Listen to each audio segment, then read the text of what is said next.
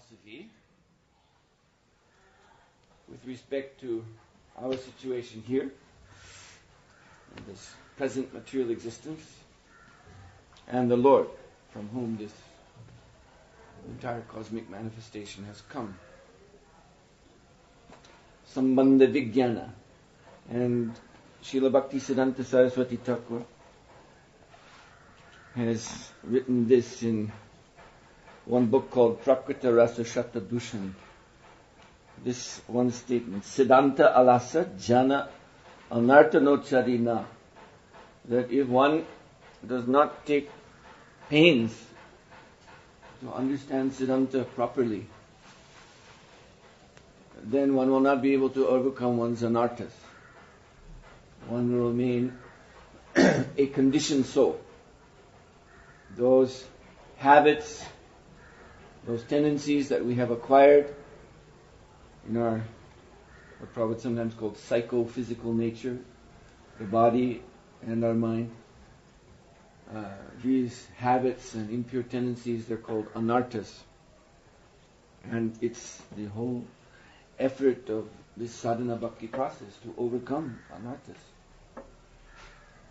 So Srila Bhaktisiddhanta Saraswati said, unless one is taking pains, making determined effort to understand this Siddhanta in detail, so that we can see Krishna in everything. This is the point. There should be no corner of our either internal mental, psychological experience or external perception of this world. There should be no area which is not flooded with Krishna consciousness. There should be no dark spots, because dark spots means ignorance, and ignorance means that's where anarthas will flourish. They will continue to flourish. They'll continue to grip us. So, when Siddhanta Alasa means what? Lazy. Alasa means lazy. To be lazy in philosophy. So, this is important. Everything in the Srimad Bhagavatam is, there's no, technical department. Oh, there's some devotees, they like this technical stuff. We are bhaktas. We're going only for, what does Prabhupada say about that? They're going for the Rasa Lila 10th canto and thinking the rest is material. But they bring into their so-called study of Rasa Lila all their anarthas. And so the whole thing is spoiled. Srila Bhaktisiddhanta Saraswati has also said, given one nice analogous statement, that if one brings a very nice professional expert orchestra, music band, plays very beautiful music, but brings that orchestra into the graveyard at night, in the middle of the night, and they play that beautiful music, who will dance? Only the ghosts. So the topic of Krishna's Rasa Lila, that is the highest topic as compared to the smiling face of the Lord. The Bhagavatam is measured out in that way according to the Lord's form. And the 10th canto is a smiling face. So the smiling face is, yes, it is the top, isn't it? So we're not saying it is not the topmost thing. But this is the comparison. You can bring that topmost subject matter like the orchestra. But if it is being heard and discussed in the graveyard, you see, it means an atmosphere that is predominated by tamo guna. And then the so-called ecstasy will all be this ghostly business. You see, the ghosts, skeletons, that's horrible.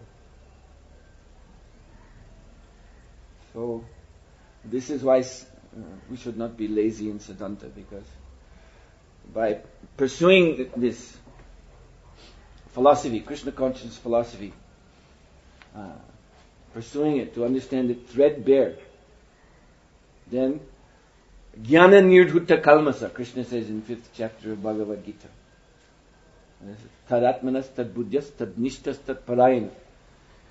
He's saying, give me your mind, atma, Srila Prabhupada is translated here as meaning mind or consciousness, buddhi, intelligence, nishta, your faith, and make me your only shelter.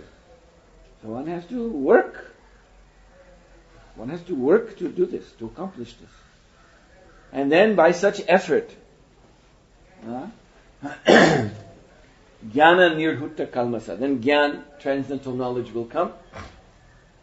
And the kalmasha, the dirty things of the heart, Prabhupada translates as misgivings. Now Maharaj is from England. I'm only from USA. So England is the land of the English language. So correct me if I'm wrong. Misgivings, another way of saying misgivings is doubts, isn't it? I was just thinking about this the other day, actually, when, sorry to interrupt you, but, when I was reading something else where Prabhupada said misgivings. And I don't have a dictionary on my computer at the moment, but it seems to me that misgiving, doubt, could be a more general term that applies to one could doubt without having a lack of trust. It could be like more intellectual, but misgiving seems to me to imply a lack of trust also. Mm-hmm. So it's that subtle difference. Yeah. It's that type of doubt that is arising from disbelief, in other words, from some fundamental rejection, rather than just an inquiring doubt. I have one doubt, can you clear it? But this is not the type of doubt that is easily cleared because one has an attitude. Right. And so you can't convince someone who doesn't want to be convinced. So this is how Prabhupada translates this word kalmasha. Elsewhere we see kalmasha means contamination. Contamination of the heart. But what Prabhupada is indicating here is that the inner contaminants of the heart, they manifest in consciousness as these type of deep-rooted doubts that are very, very difficult to get rid of. In other words, it's the seeds of atheism are implanted in the mind. And so the way to get rid of them is to go into the heart and clean them there, but Krishna says with knowledge. Gachanti apunar avritam. He says one must take the path of liberation. This is actually to clarify that point I was making before and you were asking about it. I was saying in so-called my philosophy, the measure I use is this vairagya, renunciation. And here we see Krishna referring to the same thing. That ganchati apunar avritam. One is to take the path of liberation away from the entanglements of this world. That should be one's direction. That should be one's intention. And with this intention, one should give, the Lord is saying, give me your mind, give me your intelligence, give me your faith, make me your refuge. With this intention of getting out of the material world. You see? Just like Srila Prabhupada, his title, Bhakti Vedanta. There is devotion, but Vedanta is the study of liberation. The anta, the conclusion of the Veda is moksha. So Vedanta famously is that study, that subject matter that leads to liberation. So that is, when bhakti is combined with that, that's what we call Shuddha Bhakti, pure devotional service. It is not bhakti aimed at, increasing my material facilities. That's what mundane religion means. They're going to God, they believe in God, they have faith that there is God, and even that God is a person, and they do devotion, bhakti, and all these things. But their aim is, gimme. How about satirize the Durga Puja in Bengal, where they make these beautiful murtis, forms of Durga, from straw and clay, and they paint them very nicely. And then for 9 days, Prabhupada satirized the prayers they're making. You know the Bengali better than me. It's Sanskrit. Dhanam Dehi, Rupavati Bharya Dehi. Sanskrit. So praying for money and praying for, Prabhupada said praying for a woman. Yeah? Praying for material things.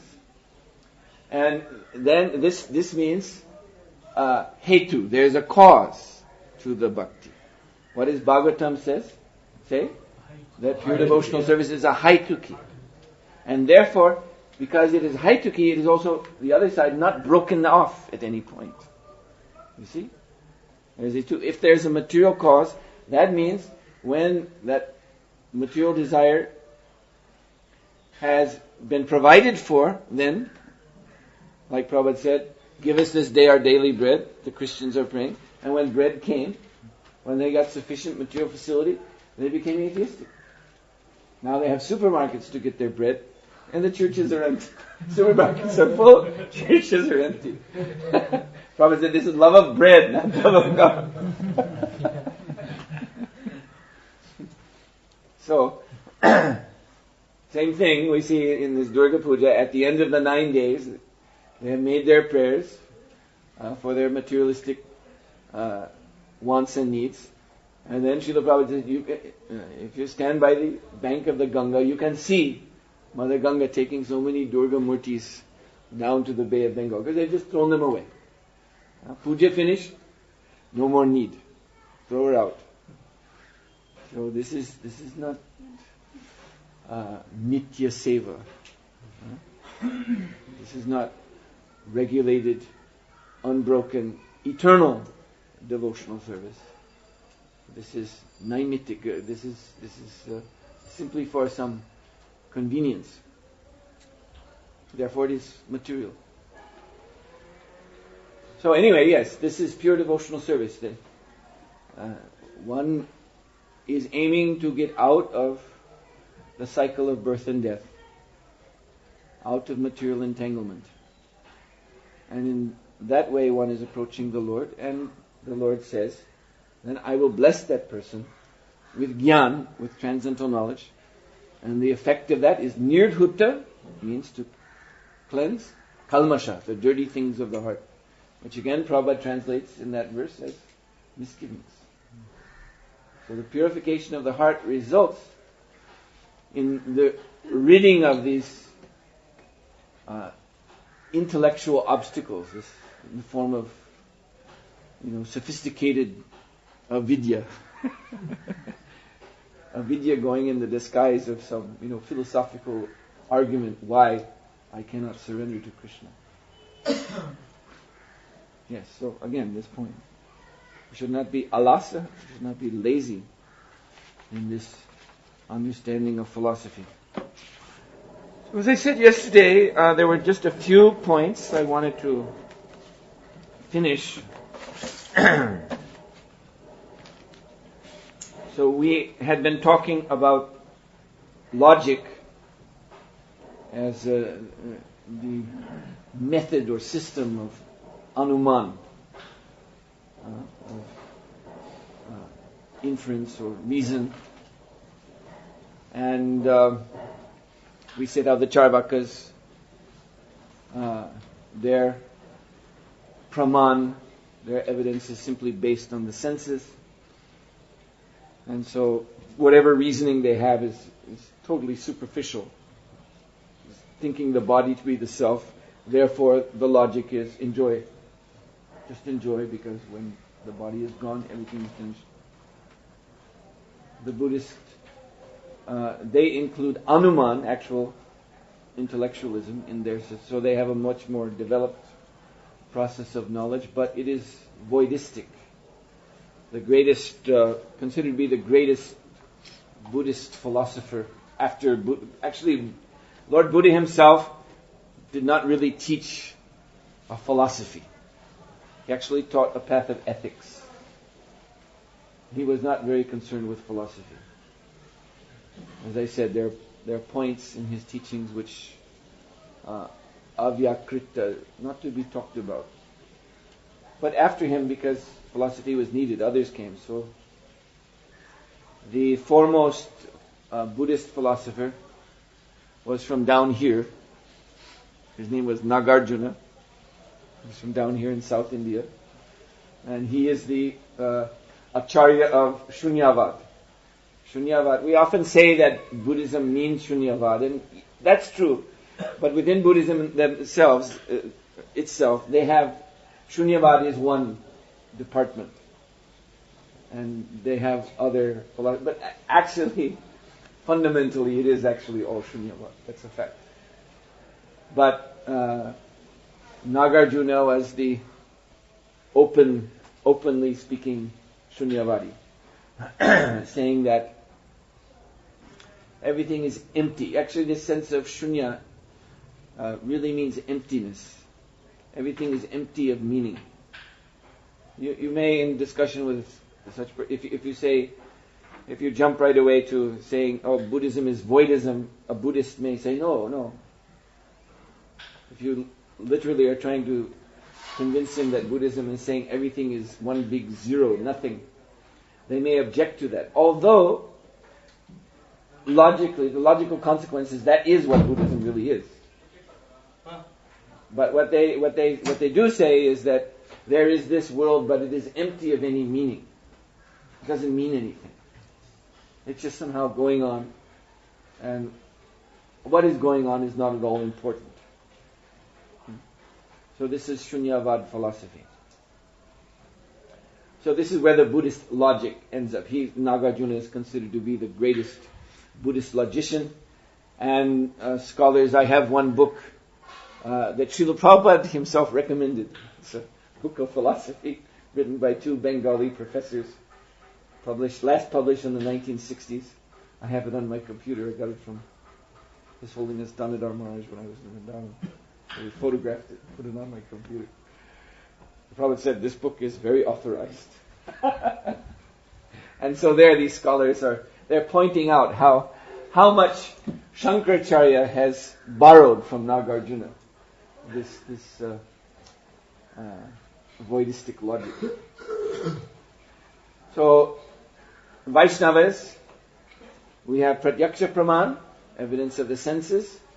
We have Anuman, evidence of logic also.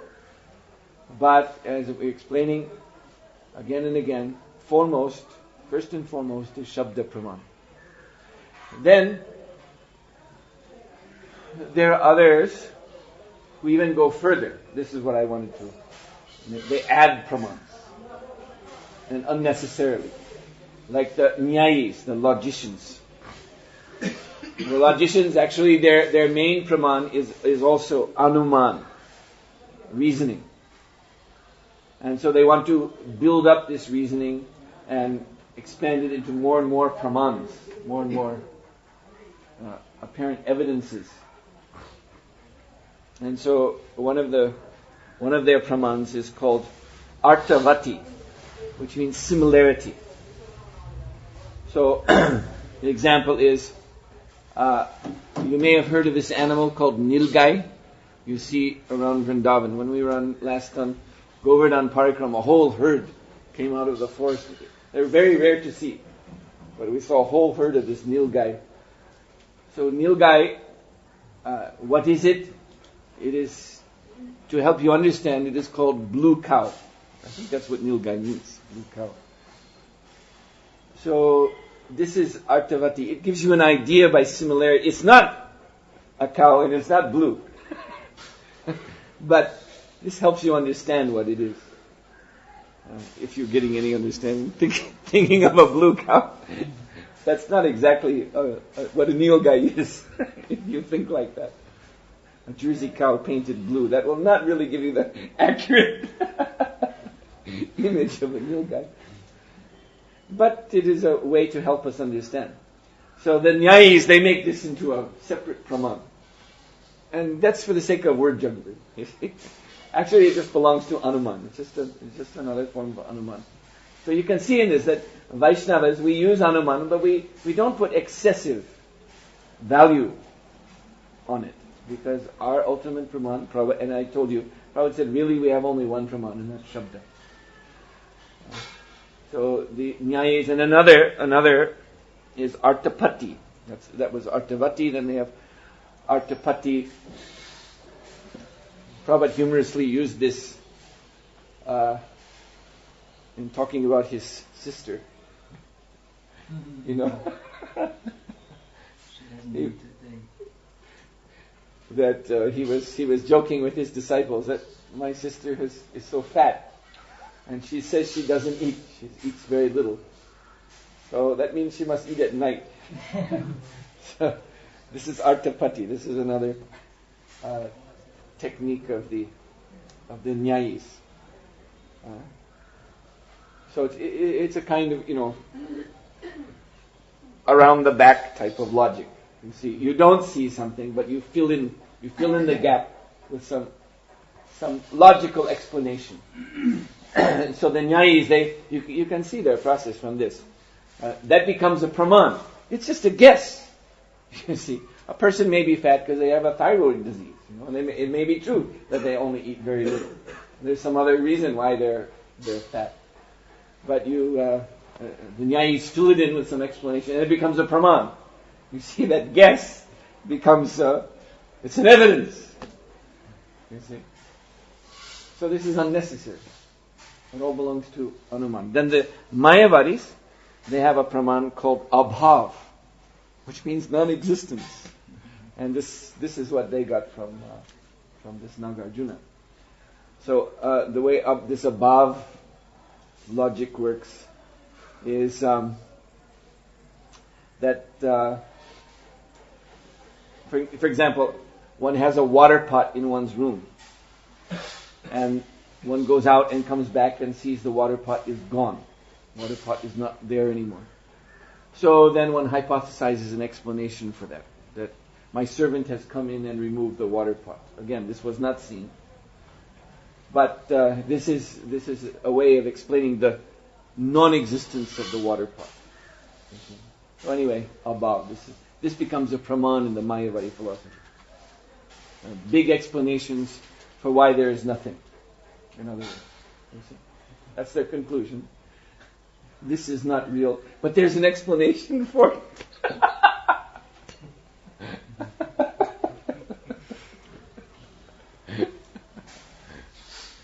And modern scientists do this too. Modern scientists, they have this Big Bang theory. And they say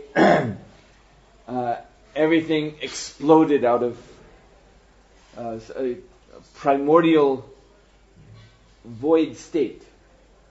There was some primordial state of nothingness, and everything exploded out of it. And so now there is all this universe. But great theory. yeah, but you see, obviously, that doesn't make sense. So then they have to explain this void. And then their explanation of the void with, what they call virtual potential energies in it, it becomes a very complex thing. It becomes something. So this is typical bogus word jugglery. You see, they're trying to pull a rabbit out of a hat. They're saying their bottom line is everything came out of nothing. And then you say, how can that be? Well, you see, this nothing is very complicated. There are many things you have to know about this nothing. You have to, it takes 12 years in university to understand this nothing. You need degrees in astrophysics and quantum physics and this, and then you'll understand it. And then you can know what we're saying.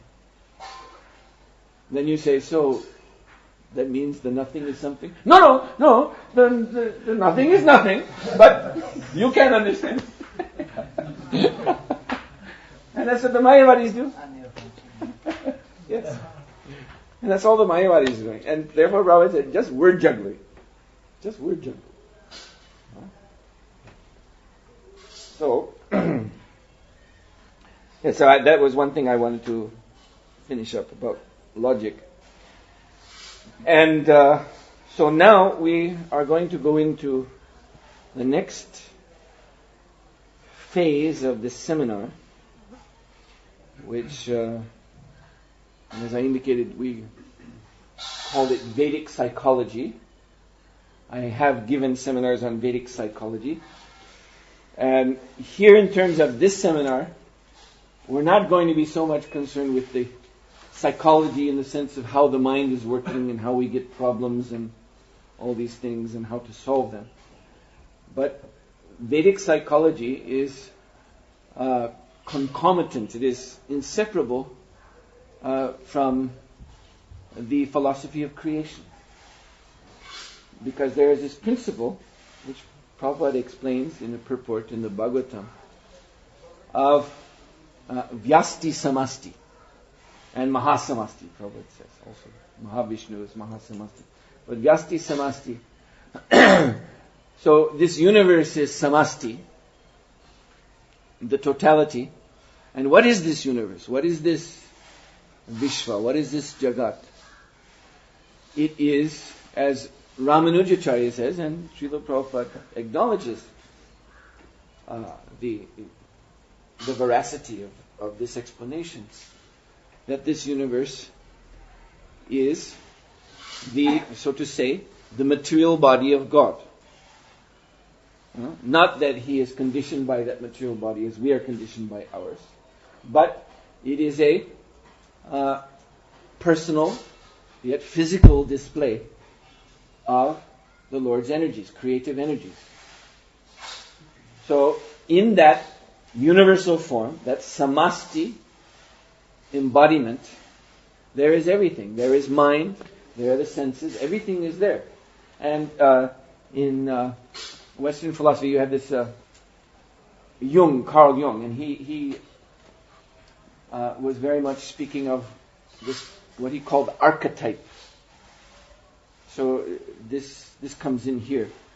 The idea of archetype is that in our human affairs, we're following a pattern that is somehow cosmic, somehow universal. Jung didn't really explain how it is, because obviously he doesn't have Vedic knowledge, but this was his insight, that there are some themes, some universal themes, and they crop up again in human behavior. So this is made very clear in the Bhagavatam. It is explained directly by Srila Prabhupada in a purport with these terms. Vyasti Samasti. We are Vyasti.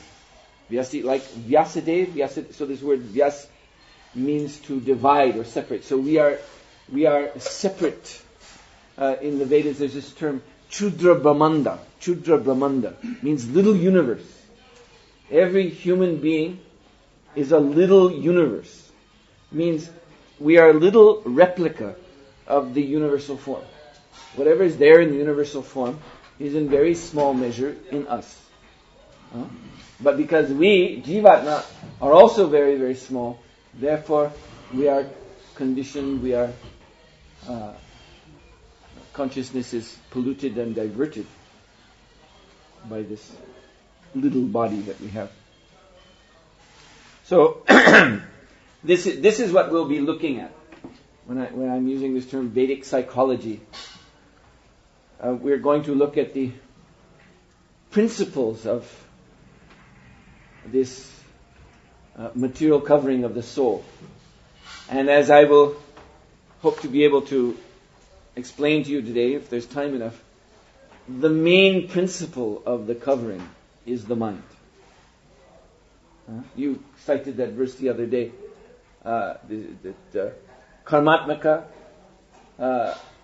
Shiravanda, it ends in that line.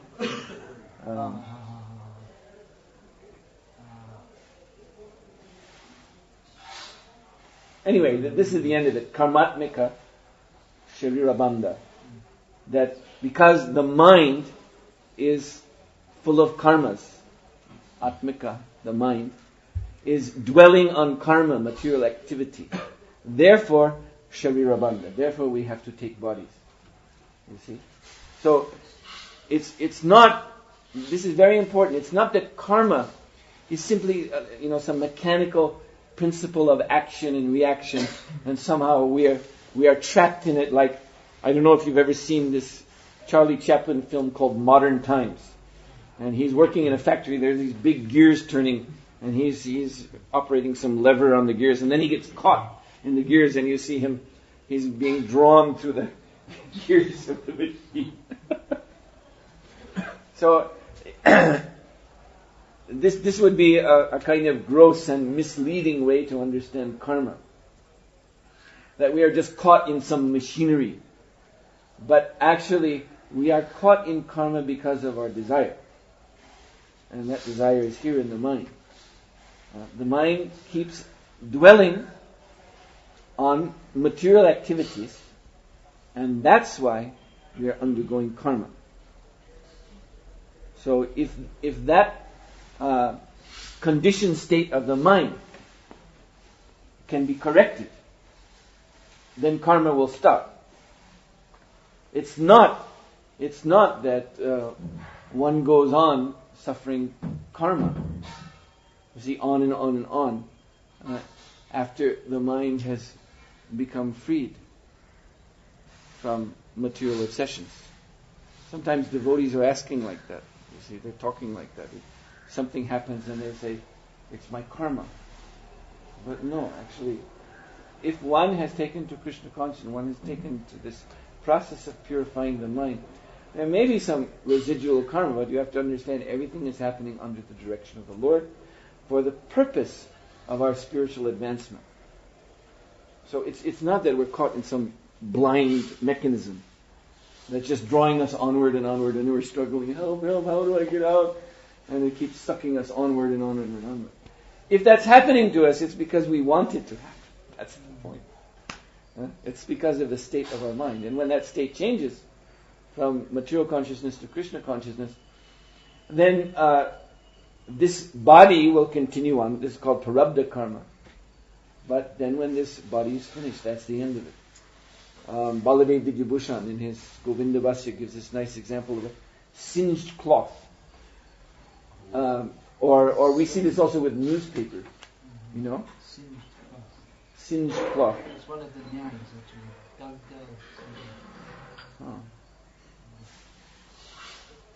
When a cloth is when a cloth is brought close to a flame, then it doesn't overtly burn up, but its substance becomes so affected by the flame that you just have to slightly touch it. It has become deteriorated by the flame, so you just touch it and it falls apart. You can see this with newspaper. Maybe this is an easier example. You see, if a wadded up newspaper, if you burn it, the ash will remain in that shape. You see? It'll look like a black wadded up newspaper, and then if you just touch it, it falls apart. So this is the explanation of a devotee's parabdha karma. If a devotee becomes Krishna conscious, then yes, his body is there to the end of the life, but it is like a burned newspaper. That means when death comes is, to touch that. Death comes to touch that body, and then the whole thing just falls apart. And there's no more karma, no next birth. So anyway, this is why we'll be looking at this Vedic psychology to understand what we're trying to understand here is how the soul has become implicated in this material world and how to get out, and that is what philosophy is all about. In the West, they say philosophy is the attempt to use the mind to rise above the mind. Now, that is a contradiction, but there's still some truth in it. You see, we are also in Krishna consciousness using the mind. As I told you, citing Lord Krishna in Bhagavad Gita, he says, Tad buddhyas tad atmanas. Tad atmanas means the mind. He says use the mind. But he is giving the method in Bhagavad Gita, and the method is given in Srimad Bhagavatam, by which we can rise above the mind by using the mind. Because the mind is what? The mind is simply polluted consciousness, and consciousness is the energy of the soul. You see? So when consciousness can shake off the contamination of the three modes of nature, then that is clear consciousness. That is Krishna consciousness. So this is again why philosophy is so important. Philosophy guided by Vedic knowledge. We use the mind to shake off the influence of the modes of nature. So, now, to introduce this subject of Vedic psychology, which, as I said, is referring to the process of creation taught in the Srimad Bhagavatam, I want to go to something that Yogendra Prabhu brought up. You were asking about these causes. Mm-hmm. So this I thought this is a good point of entry. So in Greek philosophy, Aristotle's philosophy, there is what in the Greek language is called aitia, which means reasons for something happening, or in other words, in simple language, cause. An aitia is a reason why something happens. And so Aristotle, he famously proposed 4 reasons, 4 aitia, 4 causes. And these are the material cause, the formal cause, the efficient cause, and the final cause. Now I'm going to explain these. It's very simple once you hear the explanation. Let's start with an example. A house. Here we're in a house. Okay? Here we are in a house. So, the material cause of this house, that means the ingredients, the stuff out of which this house is made. If we want to talk about how this house came into being, we cannot ignore the bricks, we cannot ignore the timbers or girders or whatever else. We cannot ignore the wood and the glass and the metal and all these things that make up this house. That is certainly a major part of understanding how this house came into being. But that's only one part, and that's called the material cause.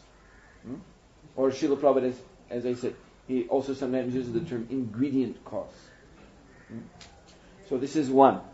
Then, the formal cause. Formal cause means the design. If you want to talk about how a house came into being, and we have to consider the design. That there was an architect, and he designed this house. There was what they call a blueprint that the builders followed. And then mentioning the builders, that brings us to the third cause. That's the efficient cause. The effective cause. Some person or persons got together, and working together, they created the effect of this house. They put together the bricks, etc., according to the design. And then there's the final cause. The final cause means the purpose. What is the reason for this house? So we can see this house, it's very evident to us that this house was not designed to be a temple. This was designed for people to live in, I guess, apartment house. That's what it looks like to me. Next door, you have the Vidya Hospital. That's also a house or a building. But that was designed for a different purpose. A hospital. So therefore you go inside, even if you removed all the hospital beds, it wouldn't be a place where you'd want to live. Such big rooms, you see, long, the wards. You see, who would want to live in such a place? And so that is the final cause, the purpose, the reason why something has been made, constructed, created. So these 4 ideas, these 4 aspects of causation have, since the time of Aristotle, dominated Western philosophy, and they come up again and again and again and again. So one may wonder, so is there some equivalent in Indian philosophy, Vedic philosophy? And the answer is yes, And the Vedic explanation of causation goes beyond these four. So you can investigate this yourself. I ask you in your spare time to look at Srimad Bhagavatam, Canto 6, Chapter 9, verse 42. And there you will find these four causes that I've just explained from Aristotle, and more are listed, including Vinodasya, that everything has come about by the Lord's pleasure.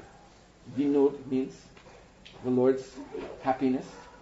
So Vedanta Sutra also says the ultimate explanation of creation is that this is a Leela of the Lord. This is His Leela. So this is something totally incomprehensible to Western philosophy. They would never be able to understand that. So if you look at this verse, it's a very long verse, and it's giving many different aspects of causation, including these four. So the ingredient or material cause is called upadana in this verse. The formal cause is called svarupena pradana rupena. This phrase is used. You can understand it right from the Sanskrit. Svarupena means the Lord's own form. The Lord's own transcendental form. Pradana rupena is giving form to the pradhan, to the, the pradhan means the unmanifest material nature.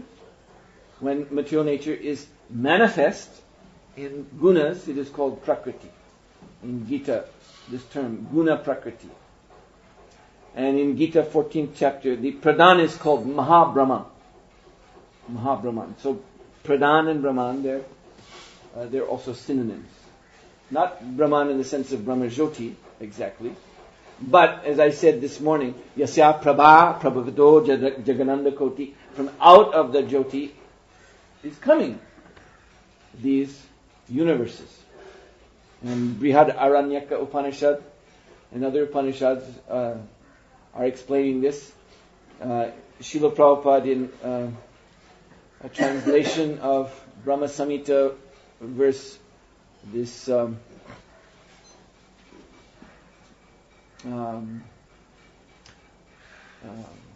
Karnarnava Jaleva Jatismi Yogam Nijamananta Jagananda Surumakuma Ahara Shaktim Avalamba Param Samurtim. That verse in Brahma Samhita. So Srila Prabhupada, he explains there, and this is all how Srila Prabhupada translates this verse, I found in my research, is very much, I don't like to say backed up, because Prabhupada doesn't need to be backed up, but if you want verification of this, it's not in the standard Brahma Samhita translation, it's in a Bhagavatam purport. But Srila Prabhupada, in the translation, he says that the universes are kept in potential within the pores of Mahavishnu. The universes are kept in potential as seeds, potential seeds within the pores of Mahavishnu. And then when he breathes out, they come out and they expand. And so this is also mentioned in, indicated in Brihad Aranyaka Upanishad and several other Upanishads. They say that the beginning, the Brihad Aranyaka Upanishad, which, as I told you, is the favorite Upanishad of the Mayavadis. This is the one they say, this is where you get the real Advaita philosophy. But in this Upanishad, there is a statement that the beginning of this universe, or the origin of this universe, is what? Is Purusha, is a person. So that doesn't go very well with Mayavadi philosophy. That before there was this universe, there was a person. And that is Mahavishnu. So, the universe exists within Mahavishnu as a seed of potential. It is unmanifest. It is unmanifest in that state. Just the potential seed is there, and then when he breathes out, then it manifests. So this is, what I'm explaining here is Svarupena Pradhan Rupena. So that unmanifested state is called Pradhan. That means it is material energy, but in that energy there is nothing to be seen, nothing to be heard, nothing to be smelled, tasted, or felt. Nothing is presented to the senses in this state of material energy. In the 12th canto of Srimad Bhagavatam, Shukadeva Goswami speaking of this pradhan, he describes it as shunyavat. It is like a void. Shunyavat means, he's not saying it is a void, but he's saying it is like. The experience of pradhan is the experience of voidness. So, the rup, the form that appears within pradhan as prakriti, guna prakriti, that form is originating in Swarupa, the transcendental form of the Lord. So, the material form is, one can say, the shadow. Srila Prabhupada uses the shadow of the substantial form of Krishna. A shadow cast on the unmanifest material nature. And that shadow, then, it is form. So, Svarupena, Pradhanrupena, the formal cause. Then, Nimitya Yamana. This is the efficient cause, or the assembling cause, the working cause, like the workers who built this house.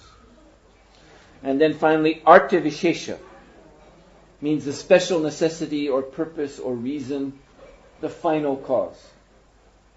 You see, there is a reason why this universe was created. There is a reason why we exist right now.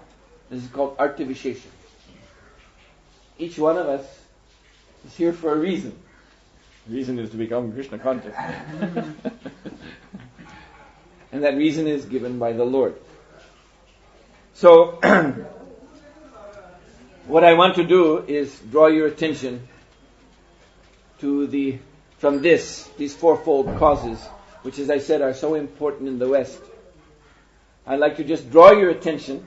This may be, I'll admit, there's a bit of Anuman in this. Not really, because all causes, this is what the Bhagavatam says, all causes and effects are generated from the Lord only anyway. So what I'm saying is, what I'm about to tell you, it is not a groundless speculation.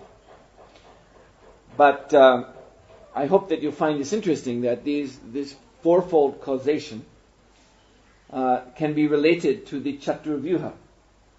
There are, in this process of creation described in the Srimad Bhagavatam, it is actually the appearance, one after the other, of four forms of the Lord, four expansions of Krishna. So Vasudev, then Sankarshan, then Pradyumna, then Aniruddha. So Vasudev is Mahanarayan, and Mahanarayan exists in the Vaikuntha state, and the jivas who are with him then, they are in the liberated state. But he expands. Sankarshan means Mahavishnu. So then Mahavishnu, this is where the process of creation begins, with Mahavishnu. And Mahavishnu, or Sankarshan, expands further, Pradyumna, Garbhodakashay Vishnu. Then, further expansion, Aniruddha, Chirodakashay Vishnu. And I'll be explaining in the days to come, each of these expansions is you can say, the marker of a stage of creation. Yes? Come in. Join us.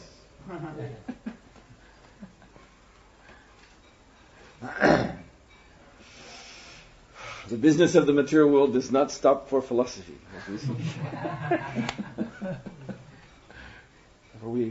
Philosophy is preparing oneself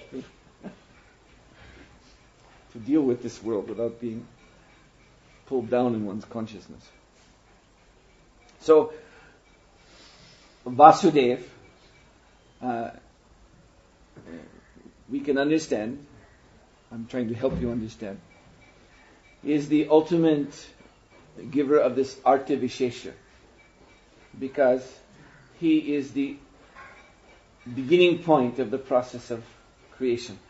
Vasudev desired to create, Bahusham in the Vedic language. He desired to become many.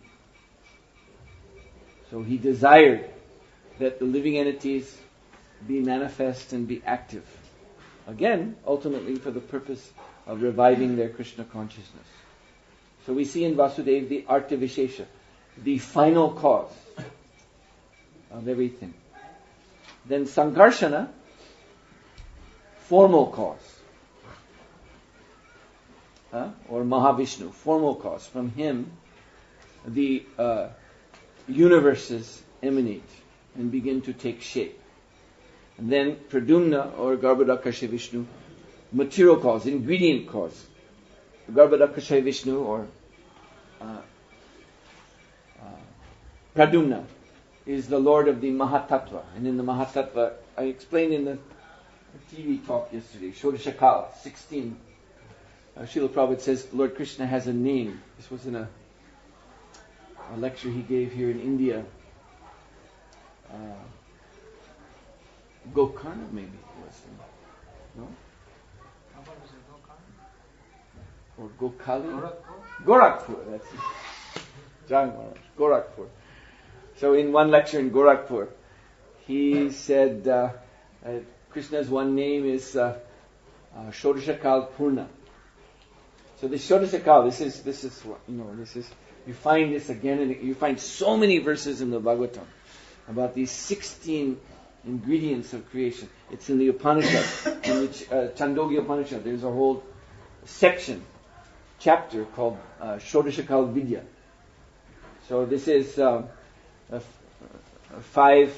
karmendriyas, 5 jnanendriyas, 5 mahabhutas, or the objects of the senses. This is 15, and then there's the mind, which also includes buddhi and ahamkara, the subtle body, in other words. So these are the ingredients. As I said, these ingredients are within us, but they manifest in the Mahatattva, the Shodashakal. And Krishna is Shodashakal Purna. And so that means everything ultimately begins with him. He has his transcendental senses, his transcendental mind. Satchitananda Vigraha. And that is to use that fancy word, archetype of everything else that follows. So this Shodashakal manifests in the Mahatattva. And so Garbhodakasha Vishnu presides over the Mahatattva. So that is the ingredient cause. These 16 items are the ingredients of our body, the creation, the universe. And then Aniruddha or Chirodakasha Vishnu, super soul, efficient cause. Because Paramatma, super soul in this universe, he is the Lord, but he's appearing as the chief of the Devatas. He's the head of all the Devatas, and the Devatas are his Angas. And the Devatas are the efficient cause of this creation. By their work, their activity, everything comes into being. So the Devatas are the Amsas of the Paramatma, the Super Soul. So, now I don't want you to misunderstand this explanation that I'm giving. We were saying in lunch earlier, quid pro quo, that these exactly match up and there's no other, because we're talking of Krishna and everything has its origin in Krishna. So, if I say Vasudeva is Artavishesha, that is not to say that Sankarshan or Pradumna are not also the cause of Artavishesha or anything else. But this is just to help us understand. We should not fall into this. This is a particular feature of Western mentality, actually, to be very rigid in one's thinking. You see? This is my conclusion, having compared Western philosophy with Vedic philosophy, and even Western mentality with Indian mentality.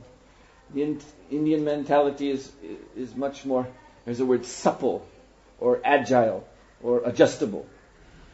You see it on the roads.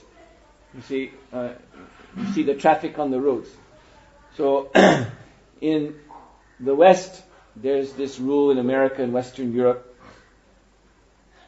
that you should drive on the right. And that's a rule. And if you break that, you're a lawbreaker. The police will pull you over. In Great Britain, the same rigidity is there, but it's drive on the left. Am I right? Yeah. Sweden also? No, Sweden they've changed. It's all Western Europe is all drive on the right, like in America. So, but in India it's both. When the two cars coming are far away from each other, then they drive on the right. But when they approach each other, then they drive on the left and pass. Of course, that's a joke, but Indian mind is very adaptable. It's a very important word in every Indian language, in Hindi, in Bengali, Gujarati, kind of adjust, borrowed from English. It's very important. Adjust. I'm adjust करेंगे. चलता है. So in understanding our philosophy, this is also important. One should have an agile, adjustable mind. The Western philosophy, this is what they say. Western scholars who have made an effort to understand Bhagavad Gita, very often you'll find they dismiss it, saying it's full of contradictions. In one place he's saying this, in another place he's saying that, and it's opposite. And so it's a Western effort to keep everything in rigid categories, you see. Drive on the right. You see. In India you're driving both left and right. So this is intelligence. We're coming from the West, we are often astonished and wondering how it works, but it works, especially when we're sitting in the bus watching another car coming from... But somehow it works.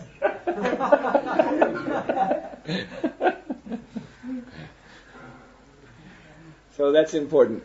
I'm just trying to help you understand how these four causes, which Yogendra Prabhu was bringing up, they are already there in Bhagavad philosophy, and we can see their origin in these expansions of the Lord in His pastimes of creation. So ultimately these causes mean the Lord Himself, the Lord's different activities in His Leela of creation. This is what I want to get you to understand. I don't want to you to start thinking in some rigid ways, categorical ways, but just understand this point. So, again, I think we've covered a lot. We have today made an introduction into the process of creation, presented in the Srimad Bhagavatam, which is very essential to our philosophy because it lets us understand what our present condition is, very scientifically. You see, we can understand where we are and how we have gotten here and how we can get out. So we're going to be going into that in rather exacting detail in the days to come, because I feel this is very, very important for us to understand. And then we can really understand. You see, then you can really understand, once you grasp this inner logic of the whole bhakti process. Everything we do in devotional service is wonderfully logical. It's not just a bunch of, weird ritual like this. I was saying when first time I came to the temple, I didn't understand it, so it was all very strange to me. And of course, one can get into it, especially if one's a hippie. one can get into it. Why not? Why not dance around the plant? Why not jump around in front of some god with big eyes? Why not? It's far out. You see? And so there are many who just leave it at that. It's far out, it's fun. We just jump around and dance and bow down when the plant comes out. But this is not a deep understanding. And again, referring back to how we started this class, Siddhanta Alasa. If we are lazy about understanding the true significance of the activities of devotional service, then we will become captured by this sahajya contamination. Sahajya means one who takes it cheaply. Yeah, it's just fun. It's just, just do it, it's cool, and not knowing why. And because there is this big blank space, why we're doing this, it can become filled with Maya.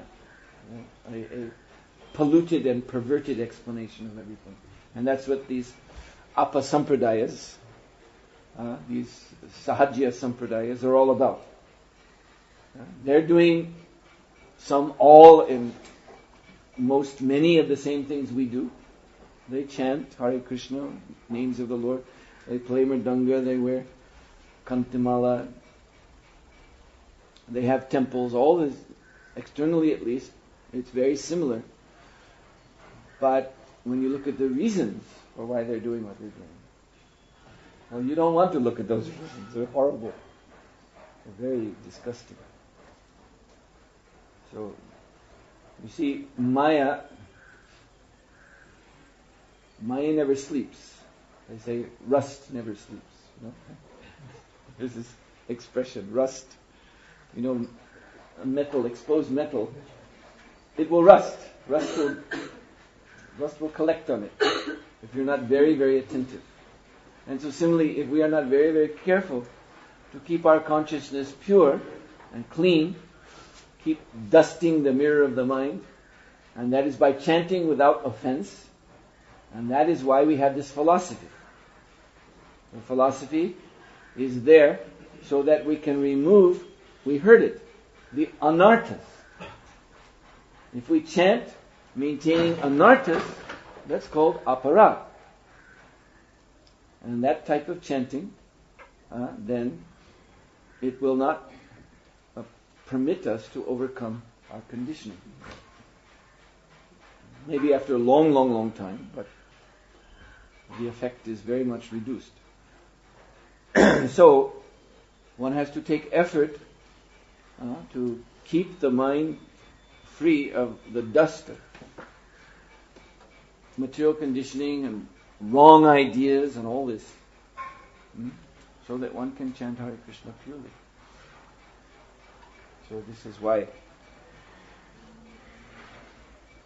we're going to spend so much time looking into the details of this creation to see what mistake we made to end up as we have ended up here in this material body, and how to correct that mistake by this bhakti process. This bhakti process is correcting that age-old mistake. So we have to know this. Otherwise we're just doing blindly.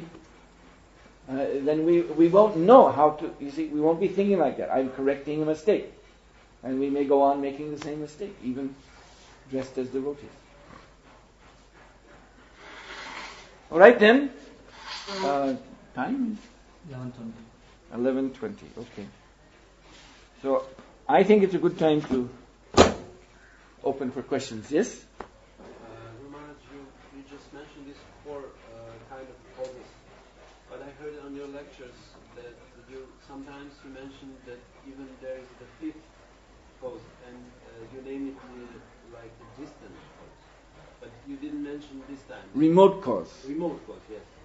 Like that. So you didn't mention that this time. So Yeah, well, because I'm talking about Aristotle and his four classical aspects of causation. So remote cause, yes, that's Krishna. Remote cause means sarva karana karanam, that he's the cause of all causes. And he's the cause of all causes simply by his being Krishna. He doesn't have to do anything except just be Krishna.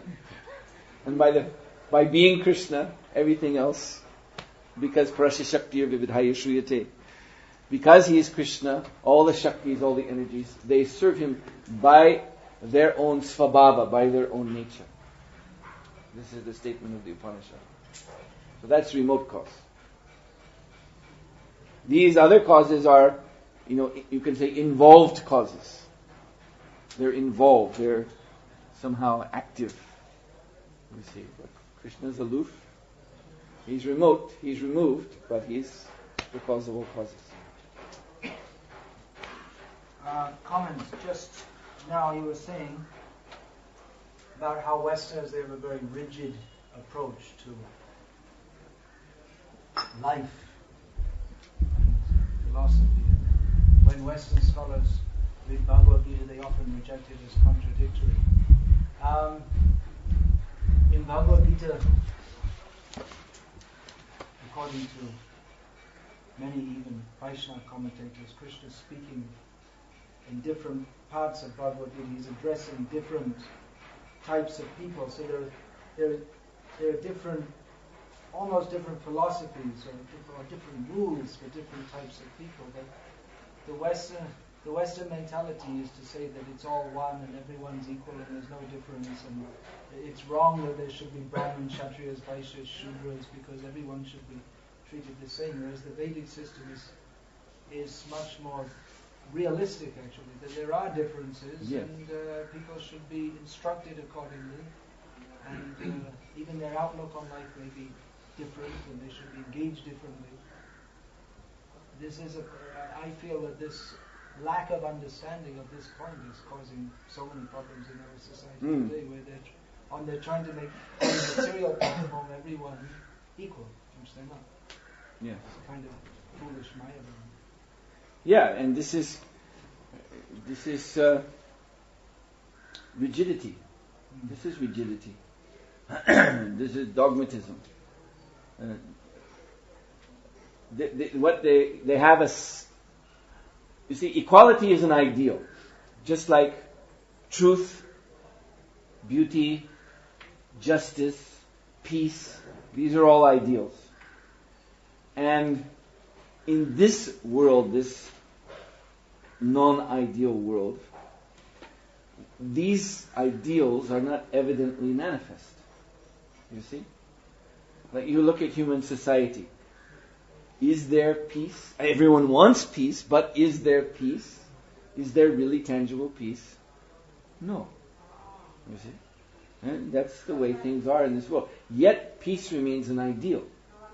And so, the more intelligent, from our point of view, as students of Srila Prabhupada, hearing Srila Prabhupada's own explanation of philosophy and his own comments on Western philosophy, the more intelligent philosophers like Socrates and Plato, they propose that there is an ideal realm, a realm beyond this world, and that our effort in cultivation of knowledge and pursuit of the truth should be aimed at attaining that ideal realm. And this is a Platonic philosophy. It's a kind of mysticism where one ultimately should become detached from this world and liberated into this. It's not very clear, obviously, but Prabhupada appreciated that the general trend of thinking is positive. It's going in the direction of Vaishnava philosophy. So Srila Prabhupada, he even said that Socrates was a mukta, a siddha mukta, a perfected, liberated soul, because he was given poison and he said yes, and they asked him, so how do you want to be buried? And he very slyly, transcendental way said, you can bury me or you can grave me if you can catch me. Meaning that he knew that he's spirit soul. So he didn't mind to drink the poison and give up this body. So Prabhupada appreciated these philosophers. But you see, what has happened with the advance of Kali Yuga, which means the grossening of everything, including thought processes, is that there's no more distinction between this mundane level and the ideal level. They become muddled together, and in a rigid dogmatic fashion. And maybe we'll have time to go into that in some detail in these days. I don't know, but one can actually trace this out in the so-called progress of Western philosophy. This happening. And so, actually, what it is, it's residual religious dogmatism. There was a dogmatism before, when the Western world was more religious, which resulted, as I told you, I indicated yesterday, That's why philosophy came up and became more or less anti-religious or questioning the religious assumptions because of that dogmatism. But that rigid thinking, this is a product of tamoguna. Tamas means very heavy, very heavy, very thick, very difficult to move, like an elephant. If an elephant doesn't want to move, how are you going to push on his backside? If he doesn't want to move, he won't move. So this is the real progress of Kali Yuga. Just things become heavier and thicker and more, concrete ballast. You see, weighed down. So this dogmatism remains. Now they want to realize the ideals which are actually spiritual. In the Sri Chaitanya Shikshamrita, Bhaktivinoda Thakur is talking about the there are, what does he call them? Swarup. Anyway, the qualities of the soul which are Swarup, which belongs to the soul. And there's 7 of them. Swarup Lakshana, yeah. And these 7 are the classical ideals, actually. Like one is Nyaya, justice, another is Maitri, friendliness between living entities, and loving kindness, and Daya, mercy. These are all ideals, and he says they belong to the soul. But in Western philosophy and culture, they want these ideals to manifest within this mundane existence. In other words, in the bodily, in this gross bodily concept, we should realize peace, and we should realize love, and we should realize, and it's just not possible. But they insist that it will happen, armed with some doctrine of, communism or some other socialism, egalitarianism, we the peopleism. We will realize that everyone is equal, and everyone is beautiful. They're trying to legislate.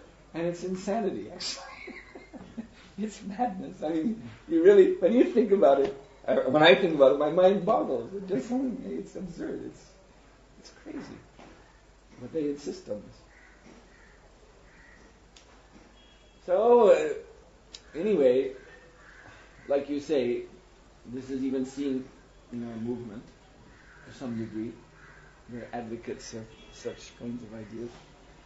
But because they're attached to Maya, how else can we say it? Therefore, sooner or later the crunch will come. They have to make the choice. You either go this way with Krishna consciousness or that way, because you're not going to be able to satisfy this mundane, dogmatic way of thinking that everyone will be equal. You will not be able to realize that here in Krishna consciousness. It can be realized in the ideal realm of Krishna consciousness, in the absolute realm. Yes, we are working to realize those ideals in the spiritual realm, but they cannot be realized here.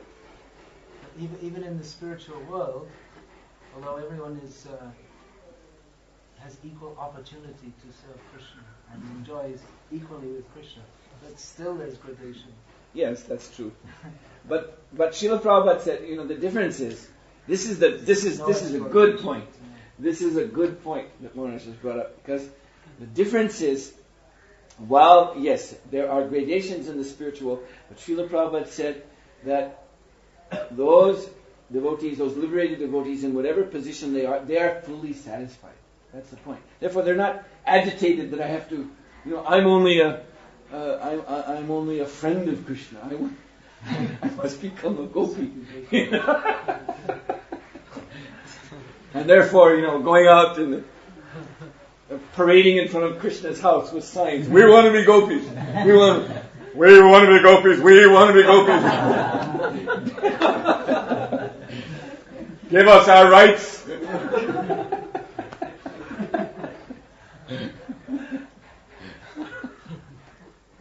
satisfied. And that's the problem. Here in the material world, nobody is satisfied. That's the meaning of the material world. Nobody here is satisfied. Everyone's agitated, disturbed. Whatever they've got, they want something else. And that's why they'll never realize these ideals of equality, because they're never satisfied. That's why.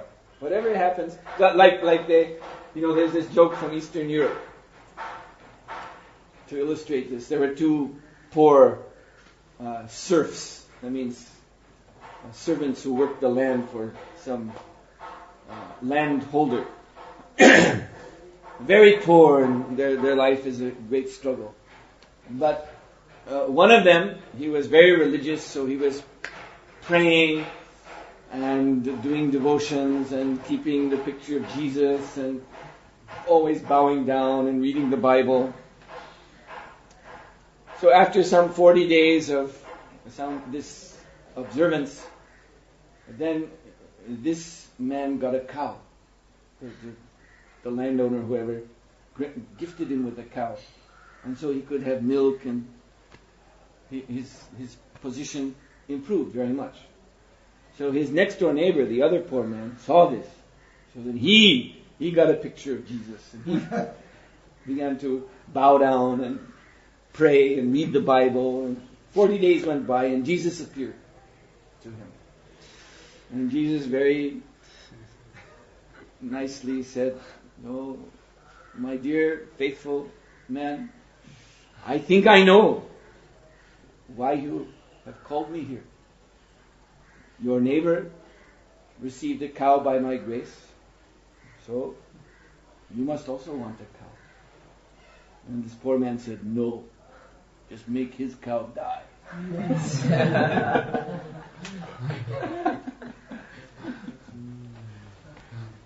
This is nobody satisfied, because what is the principle of this material world? Envy. This is the foundational principle of material world. So how even everyone gets everything on their list, you see, of demands. After marching in the street so many days, they get everything, they'll still not be satisfied. If I'm not wrong, in Chaitanya Charitamrita, at one place, there is even in the rasas, there is devotees move from one rasa to another. Is it something like that is there? Something like that may be there, but that is not something to think about so much now. There are indications of that, but personally, I never feel very inspired to go into these things. Like Prabhupada said, all these kind of questions. He said, first you get there, and then you'll know these things. Right now we are here in the material world. So it is not very useful for us to be contemplating such things. Change of rasa when we ourselves have no rasa at all. I was trying to refer to the point that because we are not satisfied here, we are trying to move up. But in the spiritual world, whichever platform we are satisfied, so we don't need to move up. Yes. But, this type of, I don't know exactly what you're trying to get at, but it shouldn't be a strategy for introducing the idea that there's also dissatisfaction in the spiritual world, therefore they are changing. It's not the point. Everyone is satisfied. If there is change of rasa, that is for the opportunity of serving Krishna. You see? Because actually, why are they there in the spiritual world? To serve Krishna. That's the aim. So there is one, just to illustrate, there is in one account we find that Krishna was playing with his cowherd boys and he desired to take bath, but Jamuna was far away. So one of his friends took the form of river, and Krishna bathed in the river.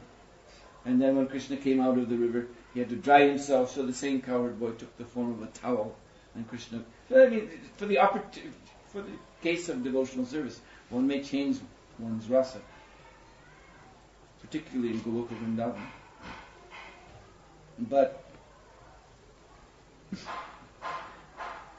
before we go into these things, we should be working, to get our own rasa clarified. That will take all of our attention.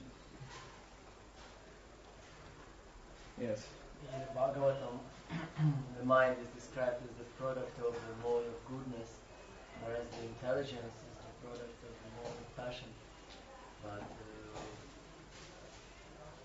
you said that mind has to be controlled by mind has to be There controlled by intelligence. So it's like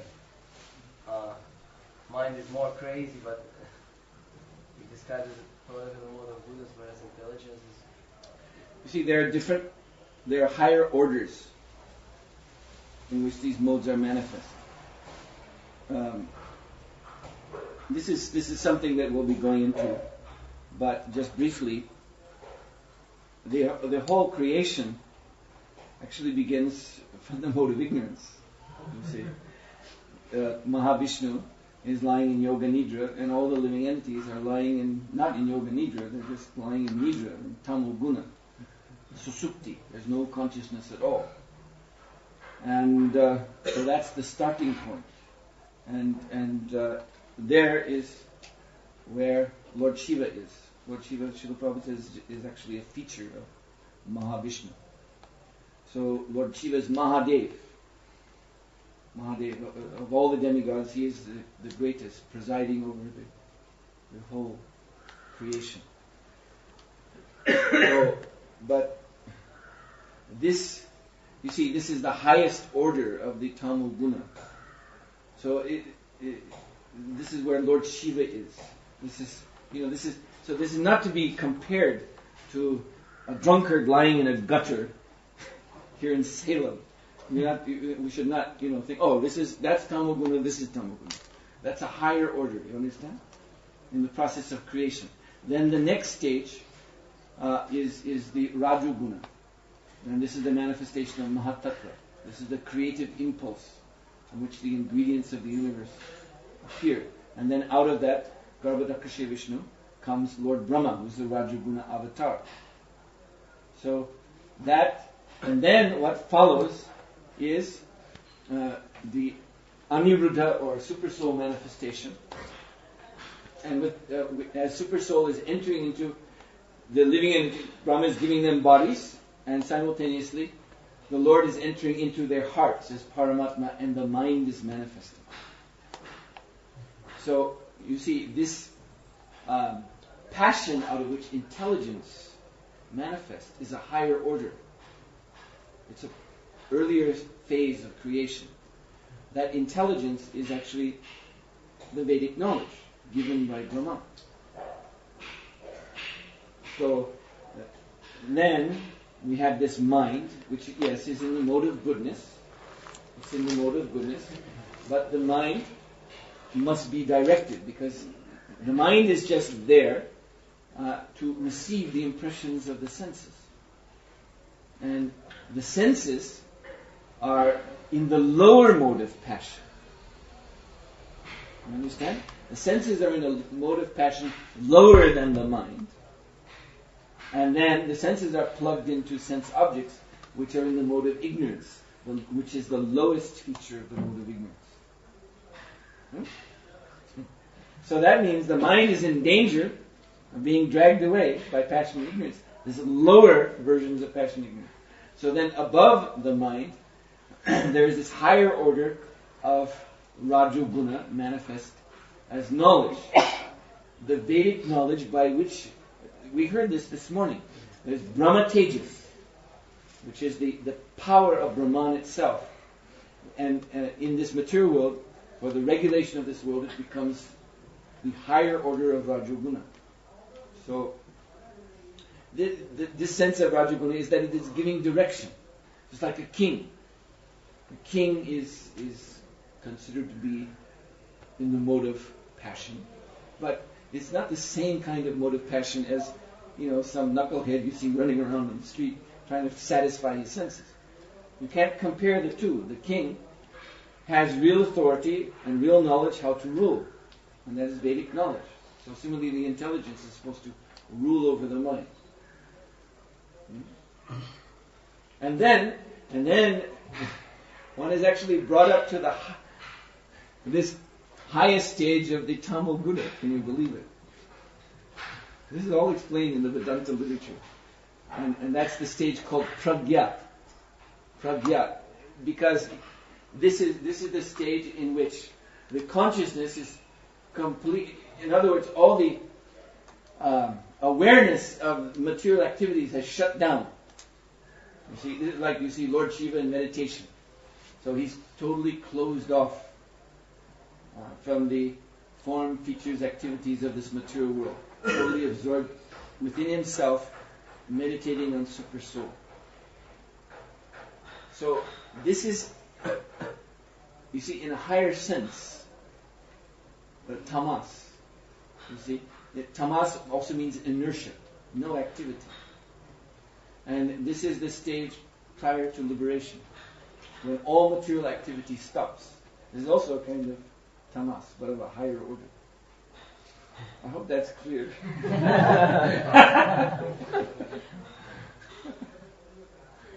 there are manifestations of the modes on different levels. Yes, exactly. And this makes the picture clear. Right? Yes. So we just by our rigid mentality want to put it That's a good point. into classifications. Of course, and then when we talk of intelligence, there are different kinds of intelligence, different kinds of buddhi. So buddhi can be without Vedic knowledge. There's papa buddhi, for example. There's an intelligence that just for manufacturing sinful activities. Like, we were talking the other day about monks making wine and beer. That required intelligence. Slaughterhouse. There's a design, there's a plan, there's intelligence behind the slaughterhouse. But this is papa buddhi. So this is degrading intelligence. And this is intelligence which is also captivated by the actual lower modes. You see, it is simply aimed at gratifying the senses. So it's dragged away. Yes? Guru Maharaj, in the course of the class, a few times you've mentioned that Buddhism actually isn't a philosophy. And I completely do not understand that. Could you please explain when the system of thought may be called a philosophy? Well, going back to the original meaning of the word philosophy, so Sophia, wisdom, wisdom of the soul, knowledge of the soul, insight of the soul, which leads to liberation of the soul. Philosophia, love of that knowledge. So this is real philosophy. So philosophy is the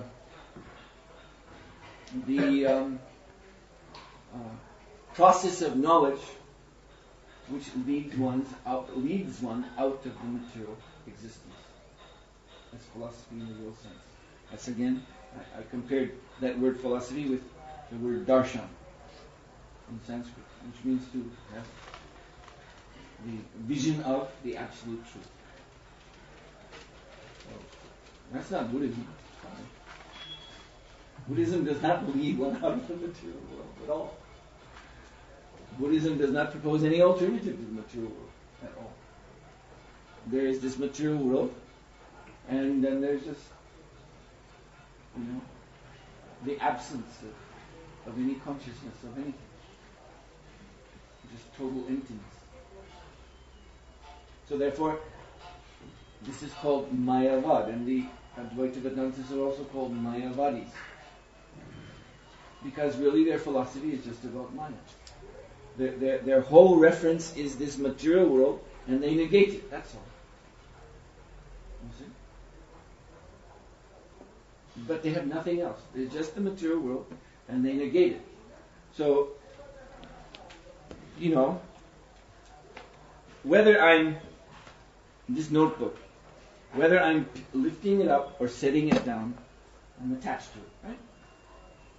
You see? So, rejecting the material world, trying to negate it, I'm still attached to it.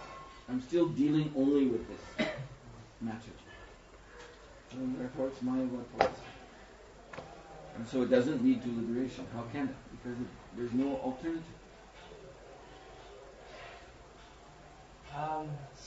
Certain Mayavadis proudly refer to themselves as Mayavadis. Yes.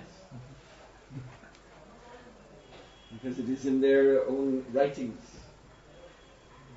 They call themselves one of their, I don't think it was Shankaracharya, but one of the, near acharyas to him later has christened them with this name.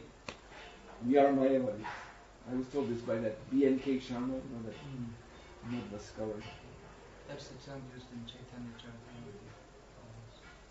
So what pride, what is the source of the pride for saying that?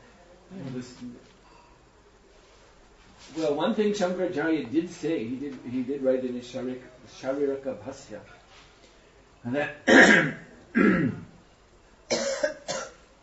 the only thing that truly exists is Brahman, and therefore the perception of this universe, this Jagat, is not real. So there is nothing except Brahman. He's making this point. So therefore, the universe is a big hallucination, a big mind, in the sense of illusion. And so the Mayavadis who come after they love this. This is for them nectar. Everything's an illusion. So they proudly embrace this term, Mayavadi. We say the world is illusion. It's all Maya. Yeah, it's all Maya. Therefore, you see, the logic of this brings you, where does it bring you? It brings you up to, modern times, people like Osho, who wrote a book called Sambhoga Se Samadhi. That you can achieve samadhi by sex. Why not? Because everything's illusion anyway, so it doesn't matter. You just have to be aware that it's an illusion while you're engaged in it. This is what Prabhupada says. They say everything is illusion. Direct quote from Prabhupada. The Mayavadis say everything is an illusion, but they're very expert in enjoying that illusion. I spent some time in Thailand, which is really, that's Theravada, the hardcore Buddhism. So most people are not at all philosophical. So sometimes I'd speak with people, I'm just trying to work it out, what's their mindset. Because Thailand is also famous as a great place of material enjoyment. Whereas this Theravada Buddhism is supposed to be like hardcore austerity and total giving up of this material world.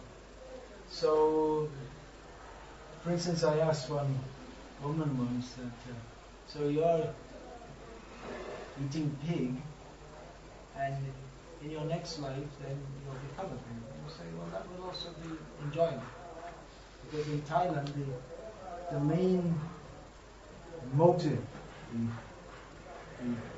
what's the final cause? The purpose, yes. Purpose, yeah. Is sanuk, is pleasure, sensual pleasure. Everything should be, so that will also be sanuk, that will also be enjoyable. So I came to the conclusion that when I first read this in Chaitanya Charitamrita, Prabhupada's purport, that both the Sarnath Buddhists and the Kashi Mayavadis are ultimately gross materialists. I couldn't understand this, but then I understood that in Buddhism, the goal is not very relishable, to just become nothing. And it's also very difficult to attain. You have to go through so many austerities. And the alternative is just to enjoy this material world, so you might as well get on with it. And that's what it comes to, actually. Thailand is the evidence of that. Yeah. That's a comment, impinging on something like that. Oh, your comments are most welcome. They're seasoning everything with gems of illumination. Anything else? Yes? Maharaj, please can you explain a little more how Brahman is cause of all universes. When we see that directly Mahavishnu is involved in Pradhana, in this sense, in the sense of energy. Well, the universe is, if one were able to look from the standpoint of the universe out, then it would appear that the universe is coming out of Brahmajyoti. But that is Yasya Prabha, it is the effulgence of the Lord. So the universe is actually coming out of the core of Mahavishnu, where it is held in potential. And the Lord's body is effulgent. So this is how it appears. And also that Prabha is surcharged with all creative energies, that all the mystic powers, the Astasiddhis, are there in complete fullness. And it's the Astasiddhis nourish. It says the universe comes out as a little golden seed and gradually grows, so it's being nourished by the Astasiddhis that are streaming out of the body of the Lord. Because of focus. Yes. You mentioned that Pradhan is unmanifested. It's something similar to like a void. It may appear like. So these modern scientists, they also say that before the creation it was void. So maybe they are hinting somewhere to that same Pradhan, unmanifested, but they are not able to understand. Yeah, they're of course, modern science is all presented in this jargon language, which is difficult to penetrate. But from what I've understood of it, I've also noticed that they talk about potentia. They use this term, that behind or beyond matter as we experience, there's something they call potentia. So Srila Prabhupada says Pradhan is the potential form of the material energy. Or maybe it's better to say the potential formlessness of the material energy. Because, you see, Pradhan is something that our consciousness can't enter. You see, there's no interface with Pradhan. So therefore Shukadeva Goswami says, Shunyavat, the experience of it is like a void. This is the Susupti state, when the living entities are drawn back into the body of Mahavishnu. Then they are merged into this Pradhan, which is otherwise known as Achit Shakti. It is the Lord's energy, which is, there's no consciousness appears there. So the living entities, they're just blanked out. They're in total tamoguna. So much so that they're not even aware of their existence. They don't know that they exist. There's so much covered by tamoguna. So this is Mula Prakriti. Mula Prakriti's primordial tamas. And it's, ultimate essence. So if one enters that, one loses all consciousness of anything. Nothing more. Yeah? We all know that Saint Tukaram, Maharashtra, Dhyaneshwari, and he went back to Vaikuntha within this body, and everybody accepts that. But in his writings, in his Abhangas, he's writing that this dualistic concept, what we believe, we should follow this, and the Advaita concept is beyond the human conceptions.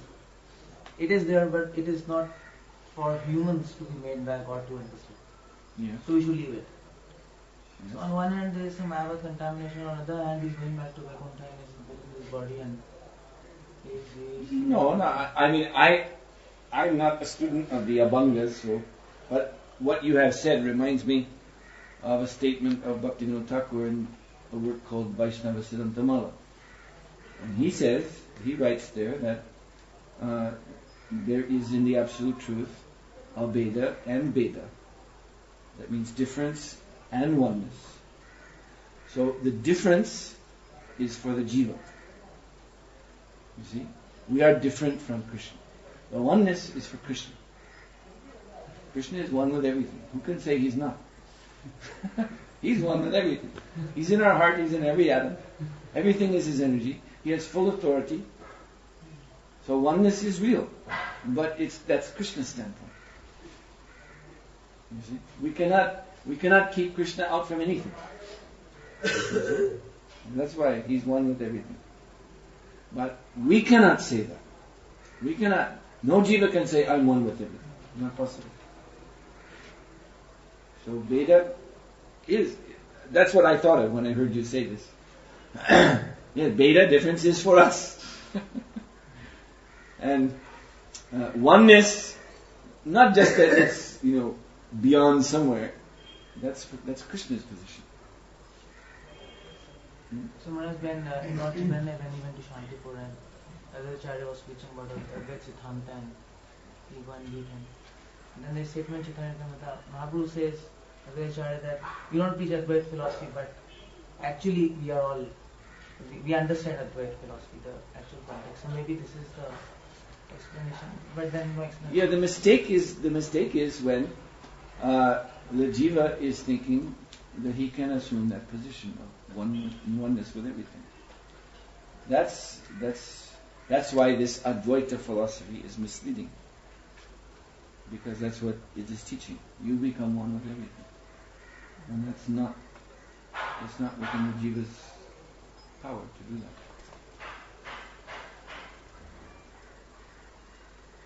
that. If Krishna wasn't one with everything, then what would be the use of our deity worship? And Srila Prabhupada used to ridicule the Mayavadis. The Mayavadis, their argument would be that why should I bow down to this deity when God is everywhere? And Prabhupada would reply, well, so if God is everywhere, it means He's also in the deity. So you should bow down. And you see, within oneness, there's also, even within Krishna's, that's another thing, is that this oneness, it doesn't mean that Krishna is not a person. You see, we accept Krishna's oneness with everything as a person. That is also, must be understood. The Mayavadis twist it further by saying God is impersonal. So person means a person has his purposes. So just like, here's an example. Water is also everywhere. You see, each of these Mahabhutas, earth, water, fire, is pervading everything. You see? And even scientifically, scientists will agree, yes, water is in the air, water is in our body, water is here in this garland, there is water. You see? But when you want to drink, when you need to quench your thirst, can you just get it from the air? Oh, just finished. No. There's a place you have to go. Here, to this dispenser, and you take the water, a faucet, and you drink. So this is purposeful, you see. There's oneness, water is everywhere, but still it's purposeful. If you want to take advantage of the water to quench your thirst, you have to go there with a cup. So God is everywhere, yes, but if you want to see Him, worship Him, He appears as the deity. Not that God is everywhere. Oh, here. Oh, John. Namo Namaha. This is my Ishti David. May I tell a little humorous anecdote in this regard? Going back many years, as I was walking on the street in Patna once, and two young men came up to me and asked, what is this Krishna consciousness all about?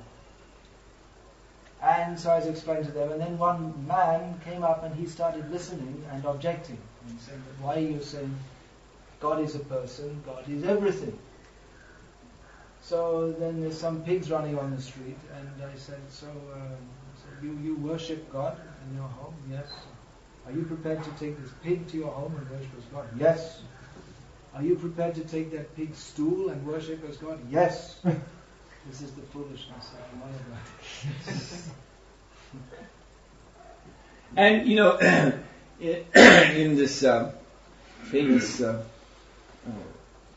tantric, so-called sadhana, they actually have sadhanas or practices to realize this. It is said that Ramakrishna, not the real Ram, you know who I'm talking about, Gadadhar Chatterjee, that's his real name, that when he was coming to his so-called enlightenment, that he spent some time meditating like this.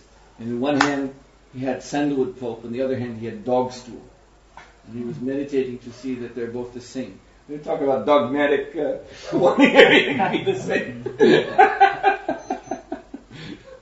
So he's keeping in one hand dog stool and in another hand sandalwood pulp to realize that there's no difference between the two. And in this Tamasic Tantra, they have all kinds of nasty things like that they do. It's also said about Vivekananda when he was in America. So he was dining out and they were serving beef. And he said, Swamiji, you say everything's one, then what's your inhibition about eating beef? And he said, well, it's true. And he ate it. Yes. Yeah, that's a story even here in America. I found no one in India knows this because Vivekananda, he's still very much respected here. But in America, it's known. He was taken somewhere to eat by his disciples, and beef was served, and he didn't want to take it. And one of the Americans who had been hearing his lectures, he said, "But Swamiji, you say everything is one." And he said, "Yeah, that's right, I do." All right. And he took. Yeah. Guru Maharaj, can you explain this term causal body? Because sometimes I'm really confused to get it. What this Oh my goodness, causal body, Karana Deha. Yes. Yeah, Karana Deha, Linga Sharira, and Stula Sharira. So but this is a nice point, that because we're talking about the stages of creation. So at the Mahavishnu level of creation, he's called Karanadakarsha Vishnu, the causal Vishnu. So at that level of creation, those associates who are with him, like Lord Shiva and others, also 4 Kumaras are on that level. So they have causal bodies, Karana Deha, manifest with all siddhis, everything. So we also have a causal body in potential, which is, and it's the cause of our material existence. This is the place where our desires are. It's the root of the mind. The Prabhupada calls it the subconscious. It is also called alaya in some philosophies, philosophical writings. The alaya vijnana. So subconscious. So there all the desires are, the vasanas, all our desires. So it's the root of our material existence, in that sense. Karana Deha. And then those desires manifest in the mind, that's the Linga Sharira, the subtle body, and they're enacted in the Stula Sharira, the gross body.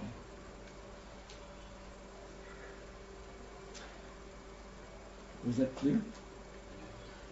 Okay. Can you explain that sleeping, you tell Mahavishnu is sleeping and the souls are there. I didn't understand how the souls are there. Souls are in the body of Mahavishnu. Yes? You know that, I think. Yeah, I read from Brahma Samhita. Yes, so Mahavishnu, he's laying down in a mystic sleep, Prabhupada calls it, called Yoga Nidra. Actually, he's laying down and he's dreaming, so to speak, or he's transcendentally visualizing his own pastimes in Goloka Vrindavan, because he's Krishna. You see? So this is his dream, so to speak. So it's not a dream like we have. It's his Leela. So Prabhupada calls this also Yoga Maya. This Yoga Nidra is Yoga Maya, he says. So this means this is the actual manifest pastimes of the Lord in the spiritual world, and this is what Mahavishnu is contemplating. But the living entities who are within his body, because their relationship to the Lord, you see, is imitative. They're in that position because obviously they're not serving the Lord. They're not his servants. They want to imitate him. So this is, he does this lila, giving the chance to living entities, okay, you can imitate me. I'm laying down, I'm in nidra. He's contemplating his own pastimes in the spiritual world. These living entities are just in tamoguna. You understand? But the desire develops by seeing the Lord dreaming his own pastimes. That's where the jiva develops a desire to he imitate. also imitate the Yes, imitate. The jiva is also, yes, you experience at night. We are also, when we sleep at night, we're in deep sleep, susupti, unconsciousness, and then from out of that, dreams arise, and we enter the dream world. And these dreams are our desires, you see, in a kind of muddled form, subtle form. Alright, so yes, you're the temple manager. This will be the last question from the temple manager. I heard one seminar that souls, when they, after destruction in the universe, they have to not self-realize souls, they have to take birth in another creation, they have to come again. And when they enter into body of Mahavishnu, they say that they are in pure consciousness. There? They are in pure consciousness of body of Mahavishnu. In pure consciousness. They are in pure consciousness. In pure consciousness. And then after is the light. Yeah, it is also considered a kind of Brahman realization. But it's, you see, within Brahman there is these Shaktis. So there is this Achit Shakti. So they are merged in the Achit Shakti. So their experiences of, again, Sushupti. So yeah, in that sense, they're pure because they're not engaged in any material activities. And they're there with the Lord. But their consciousness is in suspension. It's like sleeping conditions. Yes. And Prabhupada says the Buddhists, they aspire for that. To be merged into this Achit Shakti or Pradhan. That's their goal. That's the void that they want to realize. So in a sense, you see, it is pure. But it is not eternal. It is pure because it represents the cessation of material activity, impure material activities. But it is not eternal because that pradhan in which they're merged is the ingredient of the next creation. You see? So there they are.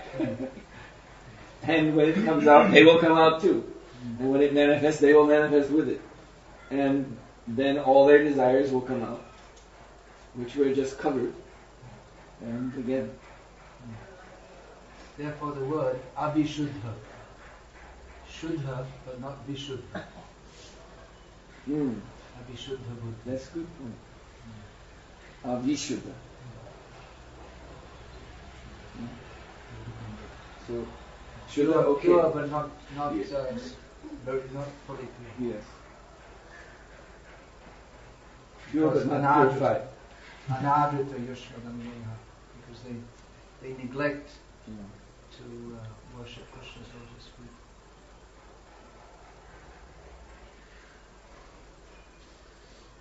Excuse me, Maharaj. Like in Mahavishnu's body, there are number of countless number of souls. Only few souls think of imitating, or all the souls think. Because I heard Prabhupada saying there is only 25% in material world, 75% spiritual. So how to understand? Well, we're talking, when you talk about 25%, 10%, this, that, we're talking about percentage of infinity. So that will also be infinity. So the souls keep thinking and Mahavishnu keeps creating. It is like that. It's infinite. Nitya. Always. It's a Nitya Lila, yeah. There's no beginning and end to it. Okay. I wanted to stop with our temple manager. All right, this will be the last one. Well, it's about also about Buddhists that the Prabhupada is saying in first canto that Buddha is an incarnation of Krishna, so Buddhists are worshipping Krishna indirectly. So they're also making spiritual advancement. And in the same time, they're saying that it's all nonsense and they're like they have this paradi mentality. So how can they make advancement? Well, over a long time. You see, there's definitely a lot of value for a living entity. Rather than engage in hellish sinful activities, to follow the Four Noble Truths of Buddhism, which is actually what Lord Buddha taught: the Four Noble Truths and the Eightfold Noble Path, which basically means four regulative principles. And if they, you see, there's also a development in Buddhism where you see not in this Theravada, which is otherwise known as Hinayana, lesser vehicle. That is in Japan, China, Tibet. In Korea, there's the Mahayana, the greater vehicle of Buddhism. So there you see the appearance of the conception and worship of Adi Buddha, the original Buddha. And he exists, they say, there's a void, but beyond the void, there's Adi Buddha. And this, how he's depicted, always reminds me of Super Soul or Mahavishnu. They even say he's lying he's in a kind of trance state, and his thoughts or his dreams in his mind are this what we're experiencing.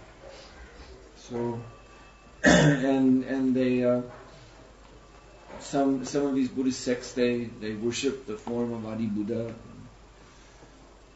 In Japan, there's a sect called Shingon Buddhism, and they have big statues of Adi Buddha, and they have arti for him and fire sacrifice and chanting mantras, and one should chant the name of Adi Buddha. There's different names. So this is obviously some kind of bhakti. It's still mixed up with a lot of speculation. And a lot of impersonalism is there too. But you can see something is developing. And because Buddha is the avatar of the Lord, we cannot say that that's in vain. We cannot just say it's all useless. So, but it will take time. Like Srila Prabhupada in Mayapur, he once was, Prabhupada would sometimes kind of sitting in his seat doze off, in the afternoon. And so once he kind of awoke from such a little nap like that, and then he told his disciples who were there that I just dreamed of the heavenly planet where the Muslims go. And Prabhupada said it with such conviction that those disciples who heard him say that were thinking Prabhupada not just dreamed, he saw that place. So Prabhupada says Muhammad is also Shakti Vaishavatar. So there's so many things in Islam that we won't talk about. So many things, but it's not that it's totally Devadi Nigami. Prabhupada means that these Buddhists who are worshipping the Adi Buddha, this is the real term of Buddhism. Huh? Is it then that Prabhupada is meaning the Buddhists who are worshipping the Adi Buddha? What do you mean? Otherwise, I mean like, you said there's because Buddhists have, especially in this new age, especially in this new age time, many people say that they are Buddhists, but they don't have any understanding of it. Well, you see, Lord Buddha came with a mission of attracting the atheists to himself, to get them away from the terrible things they were doing, slaughtering animals in the name of the Vedas. They were atheists, so he preached a doctrine that was attractive to them.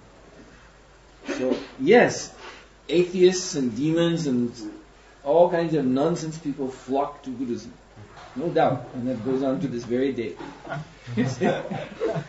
And they even have such slogans as, it's famous, I've even seen a book with the title, it's a Buddhist slogan from some sect. You see, because it's so much speculation, so there's so many different schools of Buddhism. It's very hard to say, to generalize Buddhism, very tightly together. But in some Buddhist schools, there's this saying, and I saw it as a title of a book that if you meet Buddha on the road, kill him. Which means you have to rid yourself of, the personal conception entirely, and that means kick out the Buddha also. See, or kill him. This is demoniac, obviously. If you meet the Buddha on the road, kill him. Your own founder Acharya.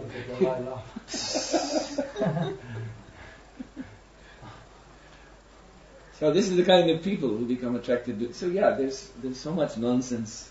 True, but all I'm saying is Buddha is Krishna, incarnation of Krishna, nonetheless. And there's some devotional sentiment. Therefore, it has developed to some point where, you see the emergence of some kind of, semblance of Vaishnavism on some level or other appears. Like the names of the Adi Buddha, I've seen the names they chant. One of them is Jagannath. Another one is Niranjan. These are names of the Lord, names of Krishna. So Buddhists are chanting Jagannath, Niranjan, and other names. They're going to get benefit, no doubt.